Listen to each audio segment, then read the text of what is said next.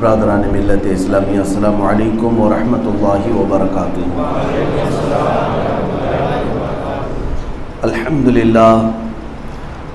للہ الحنان المنان الذي خلق الانسان وعلمه البيان، والصلاة والسلام على رسوله سید الانس والجان وعلى آلہ واصحابہ ذوی الخیر والاحسان، اما بعد فاعوذ باللہ من الشیطان الرجیم، بسم اللہ الرحمن الرحیم۔ وما اللہ بغافل عما يعمل الظالمون انما يؤخرهم ليوم تشخص فيه الابصار، صدق اللہ مولانا العظیم وبلغنا رسوله النبی الامین المتین المختار الکریم، ونحن على ذلك من الشاہدین والشاکرین والحمد للہ رب العالمین۔ بارگاہ رسالت معاب صلی اللہ تعالی علیہ وسلم میں درود پاک کا ہدیہ پیش کریں۔ اللہم صلی علی سیدنا و مولانا محمد معدن الجود والکرم وآلہ واصحابہ الکرام وابنہ الکریم وبارک وسلم صلاۃ دائمۃ سرمدا ابدا۔ اور اللہ تعالی ظالموں کے کاموں سے بے خبر نہیں، ظلم کرنے والوں سے اللہ تعالی غافل نہیں۔ قرآن پاک میں اللہ تبارک و تعالی نے ظلم کی کئی جگہ پر مذمت فرمائی، اور ظلم کرنے والوں کو اللہ تبارک و تعالی ہرگز پسند نہیں فرماتا۔ اور ظلم ہے کیا چیز؟ ظالم ہوتا کون ہے؟ اس سلسلے میں سب سے پہلی بات یہ سمجھ لیں کہ عربی پہ کہا جاتا ہے وضع الشیء علی غیر محلہ ظلم، کسی بھی چیز کو اس کے مقام کے علاوہ دوسری جگہ پر رکھ دینا، اسی کو ظلم کہتے ہیں۔ ٹوپی کو اگر اتار کر چپل کی جگہ رکھنے لگے تو ٹوپی کے ساتھ یہ ظلم ہے۔ انسان کو اس کی اقدار سے اتار کر جانوروں جیسا اس کے ساتھ سلوک کیا جائے، یہ ظلم ہے۔ جو جس حیثیت کا ہے یا جو جس جگہ کا مالک ہے اسے اسی جگہ پر رکھنا، یہ انصاف ہے۔ اور اسلام ہمیشہ ظلم کے خلاف کھڑا رہا ہے۔ عدل کا اپوزٹ ظلم آتا ہے، ظلم کا اپوزٹ عدل ہے۔ اگر آپ دیکھیں سرور کائنات صلی اللہ تعالی علیہ وسلم نے سب سے زیادہ عدل کو قائم فرمایا، اور یہاں تک کہ ارشاد فرمایا کہ عدل قائم کرنے میں نہ رشتہ داریوں کو دیکھا جائے گا، نہ مال و دولت والوں کو دیکھا جائے گا، جس کا جو حق ہوگا وہ فیصلہ کیا جائے گا۔ اسلام نے ہمیشہ انصاف اور عدل کی بات کی۔ آج پیس اینڈ جسٹس کے نام پر بہت سارے لوگ واویلا تو مچاتے ہیں، لیکن ان کے خود کے گھروں میں ظلم انتہا کو پہنچا ہوا ہے۔ ہیومن رائٹس کی بات کرنے والی اکثر تنظیمیں نہ کبھی امریکہ سے پوچھتی ہیں، نہ کبھی UK سے پوچھتی ہیں، نہ کبھی رشیا سے پوچھتی ہیں کہ تم کروڑوں ڈالر کے میزائل ناحق غریبوں پر ڈال دیا کرتے ہو، یہ کون سا عدل ہے؟ یہ کون سا انصاف ہے؟ کئی جانیں تباہ ہو جاتی ہیں انسانوں کی، ان کے متعلق یہ پوچھتے بھی نہیں۔ میرے عزیزو، اسلام وہ دین ہے جو اپنے گھر میں بھی عدل کو پسند کرتا ہے اور غیروں کے گھروں میں بھی عدل کو ہی پسند کرتا ہے۔ یہ نہیں ہے کہ نان مسلم اگر آپس میں لڑ پڑیں اور اسلامی حکومت ہے تو یہ کہہ کر چھوڑ دیا جائے گا ایک نے دوسرے کو مار دیا جانے دو، نہیں۔ اسلام ان کے ہاں بھی عدل و مساوات ہی کا درس دے گا۔ حضرت محمد بن قاسم رحمت رضی اللہ تعالیٰ عنہ جب ہندوستان تشریف لائے، آپ کی عمر 19 سال کی تھی، آپ نے سندھ کا علاقہ فتح کیا، اور اس کے بعد آپ کا سب سے بڑا جو اعلان تھا وہ یہ تھا کہ جسے دین اسلام پسند ہے وہ دین اسلام میں رہے، اور جو اپنے مذہب میں رہنا چاہتا ہے وہ اپنے مذہب میں رہے، لیکن شرط یہ ہے کہ کوئی کسی کے ساتھ ظلم نہیں کرے گا۔ یہ اسلام کے سب سے پہلے جرنیل جو ہندوستان میں آئے تھے، ان کا علل اعلان یہ فرمان تھا کہ کوئی کسی بھی دین میں رہے لیکن ظلم کسی پر نہ کرے، اور اگر ظلم کیا جائے گا تو پھر اس کا بدلہ بھی لیا جائے گا۔ عزیزان گرامی وقار، قرآن پاک میں رب تبارک و تعالیٰ فرماتا ہے ظالم کیا سمجھتا ہے کہ وہ جو کچھ کر رہا ہے وہ سب صحیح ہے؟ طاقت اس کے پاس ہے اور نشہ اور غرور میں وہ کرنے لگتا ہے تو اسے ایسا لگتا ہے کہ سب میں صحیح کر رہا ہوں، لیکن مولا تعالیٰ فرماتا ہے انما یؤخرہم لیوم، ہم ان کو ڈھیل دیتے ہیں اس دن تک کے لیے تاکہ سب لوگ ان کا انجام دیکھ سکیں۔ ظالموں کو ڈھیل دی جاتی ہے۔ اسی طرح رب تعالیٰ فرماتا وَلَا يَحْسَبَنَّ الَّذِينَ كَفَرُوا أَنَّمَا نُمْلِي لَهُمْ خَيْرٌ لِأَنفُسِهِمْ إِنَّمَا نُمْلِي لَهُمْ لِيَزْدَادُوا إِثْمًا وَلَهُمْ عَذَابٌ مُهِينٌ۔ یہ کفر کرنے والے، ظلم کرنے والے یہ ہرگز نہ سوچیں کہ وہ جو کچھ کر رہے ہیں ان کے لیے اچھا ہے، ہم نے ان کو ڈھیل دی ہے تاکہ وہ اور گناہ کر لیں۔ وَلَهُمْ عَذَابٌ مُهِينٌ، اور رب تعالیٰ فرماتا ان کو پھر ذلت والا عذاب ہم عطا کریں گے۔ ذلت والا عذاب ظالموں کے لیے ہے۔ عزیزان گرامی اوقات، ظلم جب جب ہوتا ہے تو پوری دنیا پر اس کا اثر پڑتا ہے۔ ایسا نہیں ہے کہ کسی ایک پر ظلم ہوا تو اور سارے لوگوں کا امن چین سب برقرار رہے گا۔ ظلم ایسی چیز ہے کینسر کے ناسور پھوڑے کی طرح کہ یہ پورے کے پورے قوم میں پھیلتا چلا جاتا ہے۔ آپ کو میں چند مثالوں کے ذریعے سے عرض کروں، رسول پاک صلی اللہ تعالیٰ علیہ وسلم کے زمانے میں ایک خاتون سے چوری ہو گئی۔ بنو مخزوم قبیلے کی ایک خاتون تھی، وہ پکڑی گئی۔ اس کا خاندان ابھی ابھی اسلام میں آیا تھا اور وہ لائی گئی حضور اکرم صلی اللہ تعالیٰ علیہ وسلم کے پاس۔ حضور اکرم صلی اللہ تعالیٰ علیہ وسلم نے ارشاد فرمایا چوری کی سزا ہاتھ کاٹنا ہے، اور اگر وہ پکڑی گئی ہے تو یہ سزا دی جائے گی اگر ثابت ہو جائے۔ تو صحابہ میں سے سب لوگوں نے یہ محسوس کیا کہ ابھی ابھی تو اسلام میں آئے، اتنی سخت سزا اس کو مل جائے تو پھر یہ خاندان برگشتہ نہ ہو جائے، لیکن کسی کے کہنے کی ہمت نہیں ہو رہی تھی۔ حضرت اسامہ بن زید رضی اللہ تعالیٰ عنہ چھوٹی عمر کے صحابی تھے اور حضور پاک صلی اللہ علیہ وسلم کے گھر ان کا آنا جانا زیادہ تھا، حضور کے گھر میں وہ آتے جاتے تھے۔ تو ان سے صحابہ نے کہا جا کر تم تھوڑی سفارش کر دو کہ اس خاتون کو ابھی سزا نہ دی جائے جو چوری میں پکڑی گئی ہے، بڑے خاندان کی عورت ہے، یہ خاندان ابھی ابھی مشرف با اسلام ہوا ہے۔ حضرت اسامہ بن زید حضور کی محبت میں گئے، لاڈلے تھے حضور کے، عرض کیا کہ یا رسول اللہ صلی اللہ تعالیٰ علیہ وسلم اس خاتون کی سزا میں تھوڑی سی تخفیف ہو جائے، ڈھیل دے دی جائے، ابھی اس کو سزا نہ دی جائے۔ اللہ کے حبیب صلی اللہ تعالیٰ علیہ وسلم نے فرمایا تمہیں صحابہ نے کہا ہوگا، لوگوں نے کہا ہوگا۔ حضور باہر تشریف لائے، ممبر پر چڑھ گئے، اتنے جلال میں میرے آقا نے خطبہ دیا اور ارشاد فرمایا تم سے پہلی والی قومیں اسی لیے ہلاک و برباد ہو گئی کہ جب ان کے امیر لوگ گناہ کرتے تو چھوڑ دیے جاتے اور غریب گناہ کرتے تو انہیں سزائیں دی جاتی۔ بنی اسرائیل میں یہی ہوتا رہا اکثر بادشاہوں کے زمانے میں۔ حضور پاک صلی اللہ تعالیٰ علیہ وسلم نے پھر تاریخی جملہ ارشاد فرمایا، ارشاد فرماتے ہیں لو فاطمۃ بنت محمد سرقت لقطعت یدہا۔ حضور پاک صلی اللہ علیہ وسلم فرماتے ہیں سن لو سب لوگ، اگر فاطمہ بنت محمد بھی چوری میں آ جاتی تو میں اس کے بھی ہاتھ کاٹ لیتا بفرض، یعنی وہ سیدہ کائنات ہے، مخدومہ کائنات ہے، رسول اللہ صلی اللہ تعالیٰ علیہ وسلم کی شہزادی ہیں، لیکن حضور پاک صلی اللہ تعالیٰ علیہ وسلم کا یہ فرمان عالی شان صرف اس لیے کہ امت ہمیشہ عدل پر رہے، عدل پر رہے، انصاف پر رہے۔ آج کے حالات دیکھ کر کے ہمیں محسوس ہونے لگ گیا، وہ بات مجھے یاد آتی ہے جو سیدنا امام علی مقام سید الشہداء امام حسین رضی اللہ تعالیٰ عنہ نے فرمایا تھا۔ ان کے یہ جملے تاریخی ہیں میرے عزیزو۔ آپ نے فرمایا میرے نزدیک صرف ظالم وہ نہیں جو لوگوں کو مارتا ہے، لوگوں کو ختم کرتا ہے، امام حسین فرماتے میرے نزدیک وہ بھی ظالم ہے جو ظالم کے ظلم کو سہ کر خاموش بیٹھتا ہے۔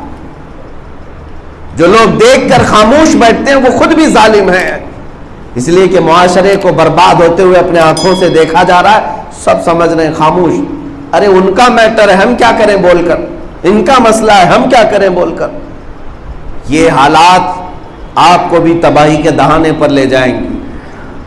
اسی لیے رسول کریم صلی اللہ تعالیٰ علیہ وسلم کی بعض احادیث میں ہے کہ جب تک معاشرے میں ظلم کے خلاف بولنے والے رہیں گے اللہ کا عذاب نہیں آئے گا، اور جب ظلم کے خلاف بولنا بند ہو جائے، سارے لوگ دیکھ کر کے تماشائی بنے رہے، تو پھر اللہ کا عذاب سب کو گھیرے گا، سارے لوگ اس عذاب میں گرفتار ہوں گے۔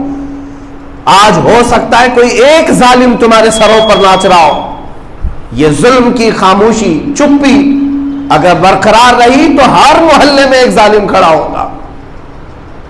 میں عراق گیا تھا، وہاں کے لوگ چند سالوں پہلے جو ان کے ہاں حالات ہوئے، حکومت گرائی گئی، الزام تھا کہ وہاں ڈکٹیٹرشپ تھی اور ظلم بہت زیادہ ہوتا تھا، پریسیڈنٹ کے خلاف، رئیس جمہوریہ کے خلاف جو بھی بات کرتا اسے اٹھا لیا جاتا، پولیس اسے مارتی، یہ حالات سننے کو ملتے تھے۔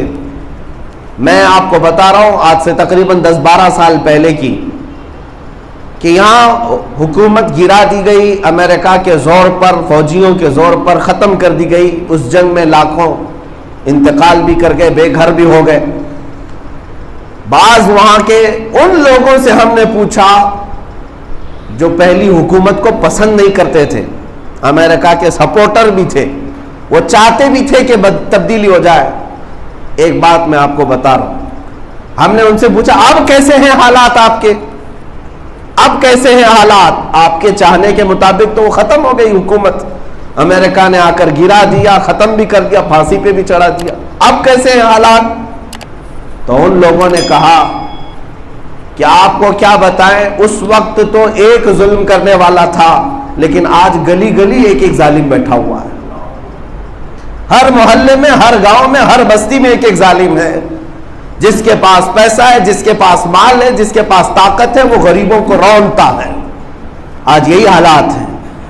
ہم نے محسوس کیا کہ میرے عزیزوں، ظالموں کے خلاف خاموشی عذاب بن کر کے نازل ہو جاتی ہے، اور سیدنا امام عالی مقام امام حسین رضی اللہ تعالیٰ عنہ کا آواز اٹھانا کس لیے تھا کہ اگر وہ بھی نہ بولتے اور وہ بھی نہ کھڑے ہوتے شریعت مصطفیٰ کی پہرے داری کے لیے، حمایت کے لیے، تو پھر سارے لوگوں کا ایک مزاج بن جاتا، جو آئے چلتا رہے گا، کچھ نہیں ہو سکے۔ امام احمد بن حنبل رضی اللہ تعالیٰ عنہ ایسے امام ہیں اپنے وقت کے جن کو 5 لاکھ حدیثیں یاد تھی، رسول اللہ صلی اللہ تعالیٰ علیہ وسلم کی 5 لاکھ حدیثوں کے حافظ، پورا ان کے ایک فقہ کی تدوین ہے، مذہب ہے امام احمد بن حنبل کا، لاکھوں نہیں کروڑوں ان کے اقتداء میں آج بھی پیروکار موجود ہیں، لیکن اس امام کو وقت کے ظالم بادشاہ نے صرف ایک فتوے کی بنیاد پر، انہوں نے حق بات کا اعلان کیا تھا، جلاد کے ہاتھوں ان کی ننگی پیٹھ پر کوڑے مروائے گئے، ان کا جبہ اٹھا کر ان کی ننگی پیٹھ پر کوڑے مارے جاتے تھے، اور کہا جاتا تھا کہ بیان بدل دو۔ ایک دو نہیں، تقریباً 3 لوگ خلیفہ آئے، وقت گزرتا گیا اور ہر ایک نے بلا بلا کر کے امام احمد بن حنبل کو کوڑے مارے، ان کی ریڑھ کی ہڈی جھک گئی تھی کوڑے کھا کر۔ کس بات پر؟ میرے عزیزوں، اس وقت اور بھی بہت سارے لوگ تھے، لیکن آپ نے حق کا پرچم بلند کیا اور کوڑے کھائے، صرف اور صرف اس بنیاد پر کہ ظلم کرنے والوں کے خلاف ایک آواز ہمیشہ ہونی چاہیے، اور اگر وہ بھی آواز ختم ہو گئی تو پوری امت عذاب میں گرفتار ہو جائے، ظالموں کے پنجوں میں آ جائے گی۔ اسی لیے میرے عزیزوں، آج اللہ تبارک و تعالیٰ نے اگر ہمیں طاقت دی ہے تو ہم بولیں، ظلم کو دیکھ کر خاموش نہ رہیں۔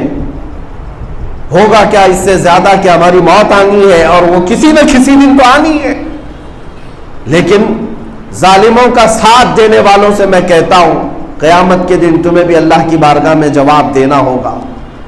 رب تبارک و تعالیٰ فرمائے گا۔ میں آپ کو ایک بات بتا دوں، امام مسلم بن عقیل کوفہ میں قتل کر دیے گئے، بہت دردناک انداز میں مارے گئے، شہید ہوئے۔ ہانی بن عروہ کو قتل کیا گیا۔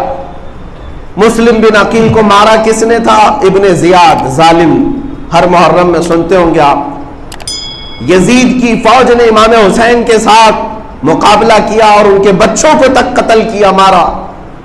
سارا بلیم ان ظالموں پر ہی رکھا جاتا ہے، ابن زیاد نے قتل کیا، ابن زیاد نے مارا، شمر نے مارا، خولی نے مارا. یہ تو ظالم ہے ہی، چور تھے، ڈکیت تھے، ان کی فطرت میں خرابی تھی. لیکن الزام ان کوفہ والوں پر بھی ہے جو ہزاروں کی تعداد میں ہو کر ظلم کو دیکھتے خاموش رہ گئے تھے. میرے عزیزوں، یہ خاموشی ان کے لیے عذاب بن کر نازل ہوئی.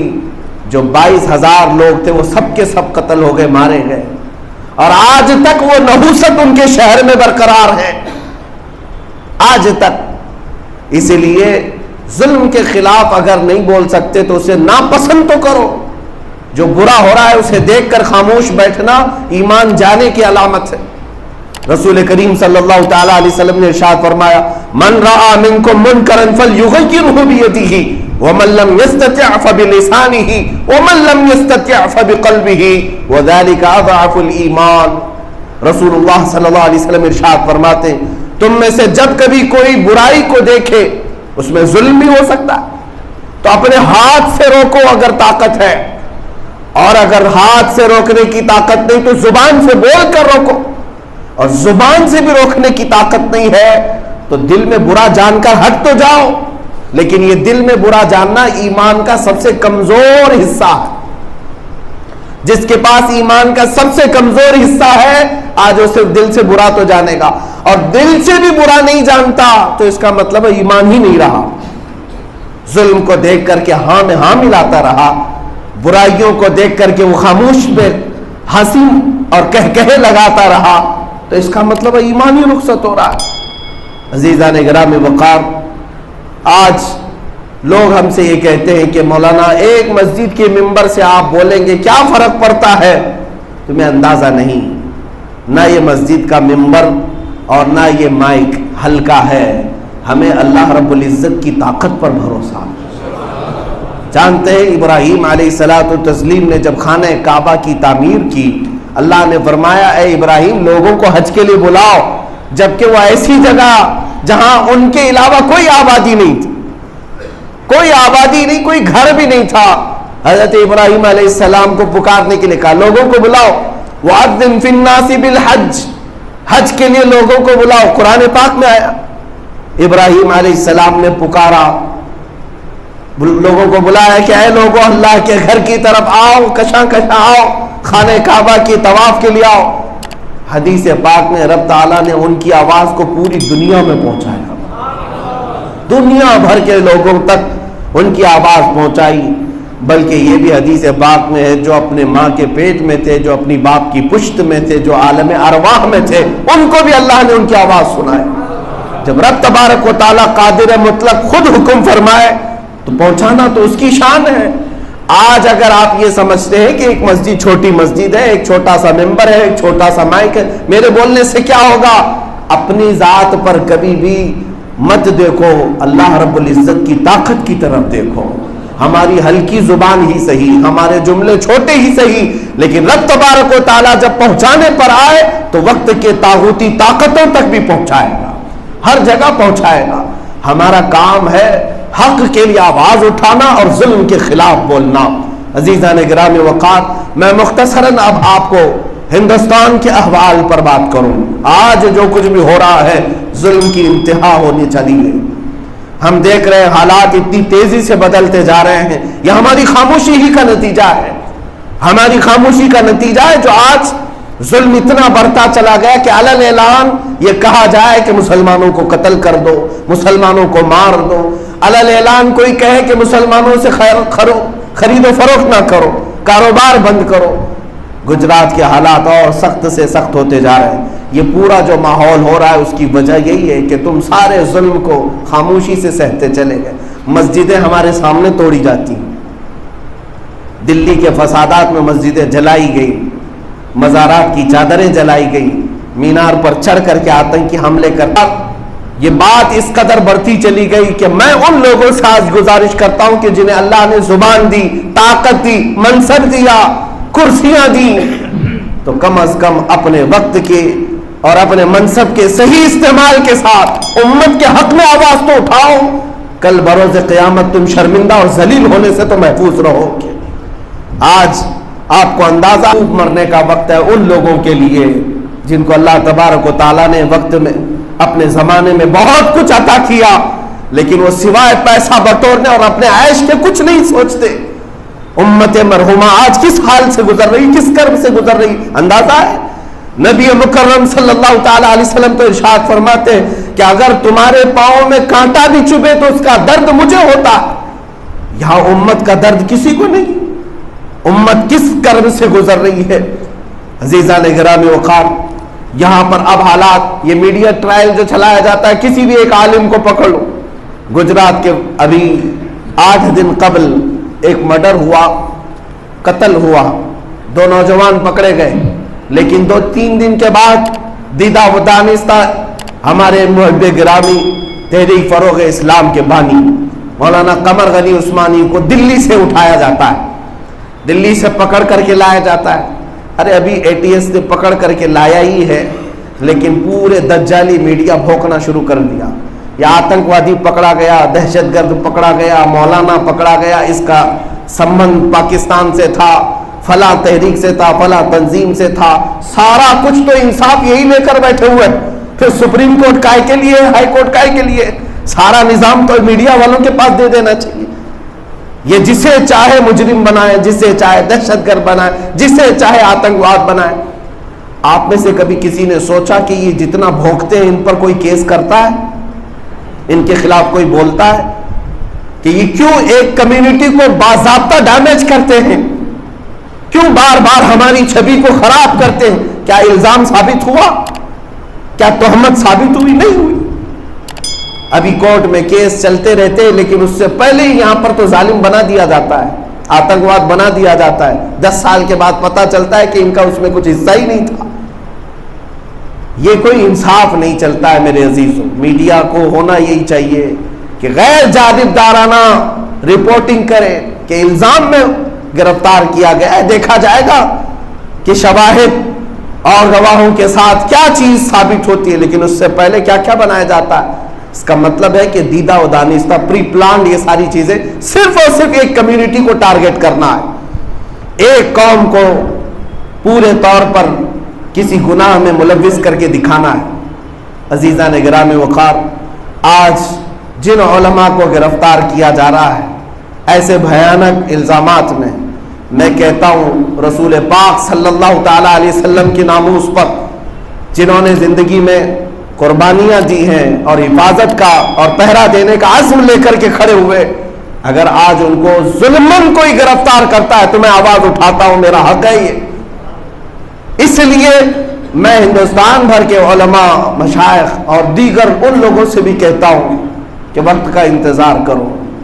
یہ تو انہی کے نعروں کے مطابق ایک تو جھانکی ہے اور پھر باقی ہے۔ متحد رہو گے تو کہلاؤ گے مومن و غازی، منتشر ہوگے تو قصدوں میں صفایا ہوگا، بٹ جاؤ گے تو ایک کے بعد دیگرے ہر ایک کا نمبر آتا رہے گا۔ آج کی بات میں بتا رہا ہوں، ان علماء کو سلام جو حضور پاک صلی اللہ تعالیٰ علیہ وسلم کے نام پر پکڑے گئے، لے جائے گئے، اور اندر ان کو جس طرح سے بھی رکھا جا رہا ہو، لیکن مجھے حیرت ان لوگوں پر ہے کہ علماء وہاں جیل کی سزائیں کاٹ رہے ہیں اور تم یہاں ہیپی برتھ ڈے منا رہے ہیں، شرم تک نہیں ہے۔ سیاسی نیتا اپنے پیسوں کی ریل پیل پر لوگوں کو خوب بانٹ رہے ہیں، نہ انہیں نمبر رہ کر حضور کے دین کی پہرے داری کر رہا ہو اور جیل میں جائے تو بولنے تک کی انہیں توفیق نہیں ملتی۔ اس کا مطلب یہ ہے کہ اللہ تبارک و تعالیٰ نے انہیں اپنے دین کے لیے کوئی توفیق ہی نہیں عطا کی۔ عزیزان گرامی وقار، میں آج اس لیے جذبات میں آپ کے سامنے کہہ رہا ہوں کہ حالات بہت تیزی سے تبدیل ہوتے جا رہے ہیں۔ اگر آپ بیدار نہیں رہے اور ظلم کو صحیح سمجھتے رہ گئے تو پھر آپ بھی اپنے گھر کے دروازے پر ظلم کے آنے کا انتظار کریں۔ آپ کے گھر میں بھی وہ ہو سکتا ہے، اس لیے کہ جو قوم اپنے قائدین اور اپنے علماء کو ظلمن قتل ہوتا دیکھ کر خاموش رہے، رب تبارک و تعالیٰ ان کے ساتھ بھی وہی سلوک فرمائے گا، ان پر اس سے بھی بڑے ظالم لائے جائیں گے۔ عزیزان گرامی وقار، آج صرف اور صرف اتنی گزارش ہے کہ اپنے عیش و عشرت کو کم کرو، اپنے مال و دولت پر غرور و تکبر کم کرو. پورے ہندوستان بھر میں تقریباً 300 سٹنگ MLA جن کو کسی کو توفیق نہیں ہوتی کہ دین پر حملے کیوں ہو رہے ہیں, علماء کی گرفتاریاں کیوں ہو رہی ہیں, اور ہمارے اوپر اس طرح کے آروپ کیوں لگائے جا رہے ہیں, کوئی بولنے کو تیار نہیں. اس لیے کہ ان کو ایسا لگتا ہے ہائی کمان ناراض ہو جائے گا, جس پارٹی میں ہم بیٹھے ہوئے ہیں وہ ناراض ہو جائیں گے. اس بات کا فرق نہیں پڑتا کہ اللہ اس کے رسول راضی ہیں کہ ناراض ہیں, ہائی کمان ناراض نہ ہو جائے. عزیزان گرامی وقار, اب تو اپنی زندگیاں تبدیل کرو. میں جو بات کر رہا ہوں یہاں جمعہ کے اس منبر سے صرف اور صرف اسلام کے اس عدل کو اور انصاف کو آپ کے سامنے رکھنا چاہتا ہوں, جو اسلام اپنوں میں بھی اور غیروں میں صرف انصاف دیکھنا پسند کرتا ہے, عدل دیکھنا پسند کرتا ہے. ہم کسی کے ساتھ ظلم نہیں چاہتے, کسی کے ساتھ اتیاچار نہیں چاہتے. ہاں ایک بات یہ بھی میں بتا دوں, ہماری تقریریں اور ہمارے بیانات کو لے کر توڑ مروڑ کر یہ جو میڈیا پیش کرتی ہے اور پھر یہ بتا دیا جاتا ہے کہ آپ کے بیان سے امپریس ہو کر فلاں نے مرڈر کر دیا, یہ کون سی بات ہوئی؟ ہم نے کس کو مرڈر کرنے کا آرڈر دیا ہے؟ کسی کو قتل کرنے کا ہم نے حکم دیا کہ جاؤ مارو کسی کو؟ ہم اس بات کا حکم تو کبھی نہیں دیتے. ہم تو تمہاری ایمانی حرارت کو بیدار کرنا چاہتے ہیں, غیرت تو بیدار رکھو. ارے کیا اپنے وقت کی حکومت سے انصاف کا مطالبہ کرنا, انصاف کی چاہت کرنا, یہ مرڈر کرنے کا آرڈر ہو گیا؟ ایسی ہی بات ہے, ملتا کچھ نہیں ہے ثبوت. کہیں ہم یہاں ممبئی میں بیٹھے ہیں, کیرلا سے کسی کو گرفتار کیا جائے گا اور پھر کہا جائے گا اس نے جو مرڈر کیا وہ آپ کا بیان سن کر کے کیا ہے. یہ کون سی بات ہوئی؟ تو پھر کبھی ممبئی میں چوری ہو جائے اور چور کو پکڑ کر کے پوچھا جائے, اگر وہ کہہ دے کہ نہیں میں پرائم منسٹر کا بیان بہت سنتا تھا اس لیے میں چوری کیا, تو کیا اس الزام میں پرائم منسٹر کو گرفتار کیا جائے گا؟ آپ کے بھاشنوں سے یہ متاثر ہو کر انسپائر ہو کر کے کیا ہے, یہ کون سا ثبوت ہے؟ ہاں باضابطہ بنائے جا رہے ہیں, اس پر من وعن تصدیق کرنا اور ایمان لانا یہ مسلمان کی شان نہیں ہے جو میڈیا بتا رہی ہے. آپ اپنے ذہنوں کو اسلام کے تئیں اور علماء اسلام کے تئیں اچھی رکھو اور خوب تحقیق کرو, اس کے بعد اپنے آپ میں کوئی فکر بناؤ, ورنہ ان کے بھونکنے پر سمجھ لیا ارے ایسا ہوا ہے, ہاں مولانا آتنکواد تھے, دہشت گرد تھے, ورنہ اس جرم میں آپ کو بھی اللہ کی بارگاہ میں جواب دینا ہوگا. رب تبارک و تعالی ہمیں عدل و مساوات قائم کرنے کی توفیق عطا فرمائے. رضی اللہ تعالیٰ عنہ کی شان ولایت جس طرح غریب نواز کی شان کرامت پورے ہندوستان میں ہے, مولا تعالیٰ ان کے چھتر چھایا, ان کے زیر سایہ ہم تمام مومنین کو عزت و وقار عطا فرمائے. غریب نواز کی بادشاہت مولا تعالیٰ ہم سب کے سروں پر ہمیشہ قائم و دائم رکھے. وہ جو امن و آشتی کا پیغام لے کر کے آئے, ہر مسلمان کو مولا امن و آشتی کا پیغام پہنچانے کی توفیق عطا فرمائے. وآخر دعوانا الحمدللہ رب العالمین.